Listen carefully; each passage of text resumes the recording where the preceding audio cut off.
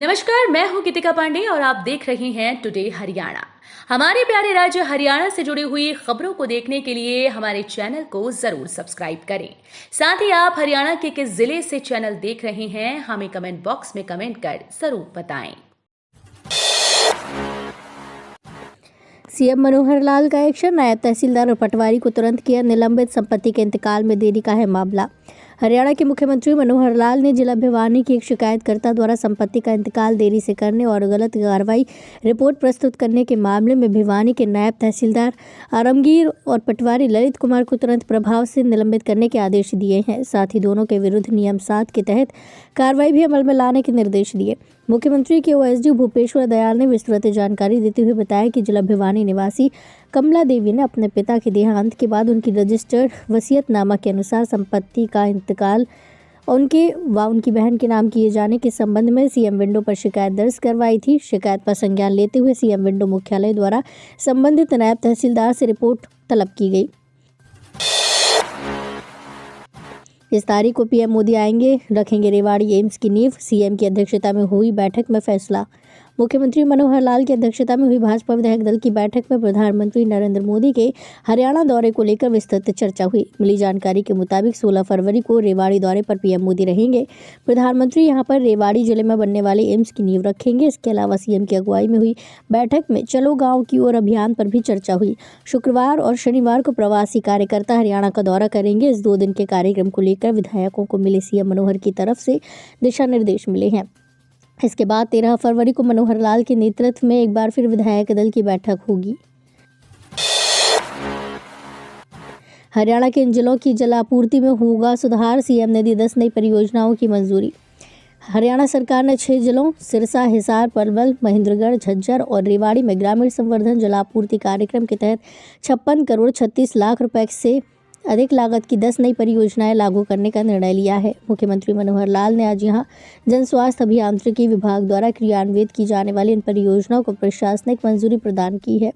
इस संबंध में अधिक जानकारी देते हुए एक सरकारी प्रवक्ता ने बताया कि ग्रामीण संवर्धन जलापूर्ति कार्यक्रम के तहत जिला हिसार के गाँव नियाना बरवाला में 2 करोड़ 95 लाख रुपए की अनुमानित लागत पर जलापूर्ति योजना में सुधार, जिला सिरसा के गाँव कुरंगावाली कालांवाली में 5 करोड़ 79 लाख रुपए की अनुमानित लागत से जलापूर्ति योजना का विस्तार और वितरण प्रणाली को मजबूत करना। जीजा का साली से बात करना कोई जुर्म नहीं है, एक अजीबोगरीब केस में जज ने सुनाया यह अहम फैसला। मुजफ्फरपुर की जिला अदालत में एक अजीबोगरीब मामला पहुंचा। अपनी साली से बातचीत करना एक जीजा के लिए गुनाह बन गया था। साली से बातचीत करने के आधार पर पुलिस ने न केवल उसके घर छापेमारी की बल्कि उस पर गिरफ्तारी का खतरा भी मंडराने लगा। अग्रिम जमानत की याचिका लेकर कोर्ट पहुंचा जीजा ने अदालत से अपनी गिरफ्तारी को लेकर आशंका जाहिर की और अग्रिम जमानत की मांग की। जीजा के वकीलों की दलीलों को सुनकर कोर्ट ने यह स्वीकार किया कि जीजा और साली में बातचीत कोई जुर्म नहीं है। एडीजे 8 के न्यायालय ने इस मामले में जीजा को जमानत दे दी। हरियाणा में बीजेपी को झटका, कांग्रेस को फायदे के आसार, जानिए सर्वे में देश का मूड। लोकसभा चुनाव 2024 की तैयारी जारी है। इस बीच विभिन्न राज्यों का एक सर्वे सामने आया। सर्वे के मुताबिक बीजेपी गठबंधन वाली एनडीए बम्पर सीटों के साथ देश में फिर वापसी कर सकती है। इंडिया टुडे के mood off the nation opinion poll के अनुसार बीजेपी के नेतृत्व वाले एनडीए को उत्तर भारतीय राज्यों में जबरदस्त समर्थन मिलने की उम्मीद है। हरियाणा राज्य में बीजेपी को 80% सीटें मिल सकती हैं, लेकिन 2019 जैसा चमत्कार नहीं दिख रहा। सर्वे कहता है कि कांग्रेस के लिए राज्य से सबसे अच्छी खबर नहीं है, लेकिन पिछले चुनाव के मुकाबले फायदे में रह सकती है। बठिंडा दिल्ली इंटरसिटी के इंजन में लगी आग, यात्रियों में हो रहा अफरा तफरी का माहौल। जिले के बहादुरगढ़ में एक बड़ा रेल हादसा टल गया। मिली जानकारी के अनुसार बठिंडा दिल्ली इंटरसिटी ट्रेन के इंजन में आग लग गई। आग ट्रेन की पिछली साइड में लगे इंजन के केबिन में लगी थी। ट्रेन के इंजन से धुआं उठता देख किसी अनहोनी की आशंका के चलते अफरा तफरी मच गई। इस दौरान कुछ ट्रेन में सवार यात्रियों ने आग लगने की सूचना रेलवे को दी, जिसके बाद ट्रेन को रोककर आग पर काबू पाया गया। आगजनी के बाद ट्रेन 15 मिनट तक असौदा के पास रुकी रही। हालांकि आग पर जल्दी काबू पा लिया गया, जिसके बाद ट्रेन को गंतव्य की तरफ रवाना किया गया। लोकसभा चुनावों के लिए सिक्योरिटी डिपॉजिट 25,000 रुपये होगी, नगद या ट्रेजरी के माध्यम से ही होगी स्वीकार। अनुराग अग्रवाल। हरियाणा के मुख्य निर्वाचन अधिकारी अनुराग अग्रवाल ने कहा कि आगामी लोकसभा आम चुनावों में नामांकन प्रक्रिया के दौरान प्रत्याशियों को रिटर्निंग अधिकारी, सहायक रिटर्निंग अधिकारी के कार्यालय में अपने साथ अधिकतम 4 लोगों को लाने की अनुमति होगी। साथ ही आरओ और एआरओ कार्यालय की 100 मीटर की परिधि में अधिकतम 3 वाहन लाने की अनुमति होगी। मुख्य निर्वाचन अधिकारी अनुराग अग्रवाल ने वीरवार को चंडीगढ़ में लोकसभा आम चुनावों की तैयारियों के संबंध में एक अहम बैठक हुई। बैठक नामांकन प्रक्रिया, चुनाव चिन्ह आवंटन तथा चुनाव लड़ रहे उम्मीदवारों के आपराधिक रिकॉर्ड के संबंध में आयोग द्वारा जारी हिदायतों की समीक्षा की गई। मुख्य निर्वाचन अधिकारी ने कहा कि लोकसभा आम चुनावों के लिए सिक्योरिटी डिपॉजिट 25,000 रुपये होगी। अनुसूचित जाति व जनजाति के उम्मीदवारों के लिए ये राशि 12,500 रुपये होगी। सिक्योरिटी डिपॉजिट नगद या ट्रेजरी के माध्यम से ही स्वीकार होगी। हरियाणा सीएम के मीडिया सचिव प्रवीण अत्रेय से खास बातचीत। बोले, हरियाणा आर्थिक रूप से हुआ मजबूत और समृद्ध।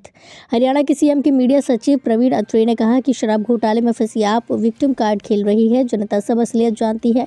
नेता प्रतिपक्ष भूपेंद्र सिंह हुड्डा ने मानेसर में जहां कर्मचारियों के लिए आवास बनने थे, हुड्डा ने उस जमीन पर बड़े बड़े हाई राइज बिल्डिंग्स, टावर्स बना दिए। जब ईडी या अन्य एजेंसियां जाँच करती हैं तो ये कहते हैं दुरुपयोग हो रहा है।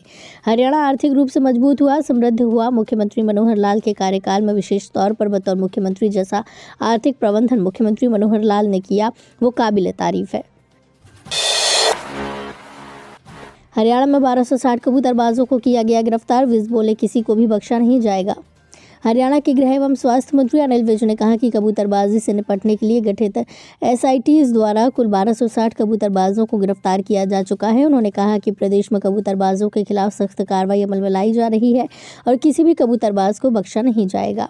अंबाला में प्रदेश भर से आए हुए फरियादियों की समस्याओं को सुन रहे थे विज और इस दौरान संबंधित अधिकारियों को शिकायतों के निवारण के उन्होंने निर्देश दिए। इसी प्रकार विज ने कुछ मामलों में संबंधित पुलिस अधीक्षकों को फोन कर एसआईटी गठित कर कार्रवाई करने के बारे में निर्देश भी दिए।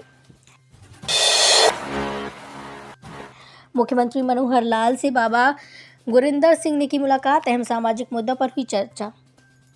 हरियाणा के मुख्यमंत्री मनोहर लाल खट्टर से व्यास के डेरा प्रमुख संत बाबा गुरिंदर सिंह ढिल्लों ने मुख्यमंत्री आवास पर पहुंचकर मुलाकात की। इस दौरान सीएम मनोहर ने बाबा गुरिंदर सिंह का आशीर्वाद लिया।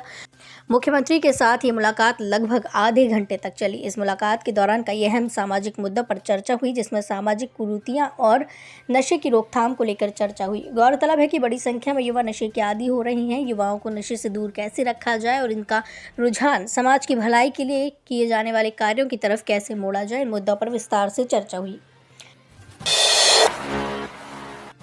आपने किसानों के दिल्ली मार्च का किया समर्थन। सुशील गुप्ता ने कहा, पीएम मोदी ने किया था एमएसपी का वादा। आम आदमी पार्टी के प्रदेश अध्यक्ष डॉक्टर सुशील गुप्ता ने किसानों के दिल्ली कूच को समर्थन देते हुए कहा कि देश का किसान दिल्ली आना चाहता है और खट्टर सरकार उन्हें रोकना चाहती है। आम आदमी पार्टी प्रदेश के किसानों के साथ कंधे से कंधा मिलाकर खड़ी है। उन्होंने कहा कि हरियाणा पुलिस ने किसान नेताओं को धमकियां दी हैं कि वे आंदोलन से दूर रहें। आंदोलन में शामिल होने से रोकने के लिए नोटिस भेजे गए। वहीं कोई भी नुकसान होने पर संपत्ति कुर्क करने की भी धमकी दी। आम आदमी पार्टी किसानों के साथ ज्यादती नहीं होने देगी। सहकारिता घोटाला, सरकार का बड़ा फैसला, 1995 से होगा आईसीडीपी का ऑडिट, विभाग ने टेंडर किया जारी।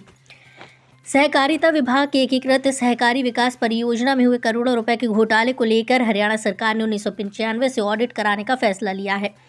मुख्यमंत्री मनोहर लाल से मंजूरी मिलते ही सहकारिता विभाग ने ऑडिट के लिए बाहरी एजेंसियों के लिए टेंडर जारी कर दिए हैं। विभाग पहले भी ऑडिट के लिए 2 बार टेंडर जारी कर चुका है, लेकिन पहले कोई एजेंसी नहीं मिली थी। इस बार टेंडर की शर्तों में बदलाव किया गया। इस बार जिलों के ग्रुप बनाकर ऑडिट होगा, जबकि पहले एक साथ पूरे प्रदेश का ऑडिट होना था।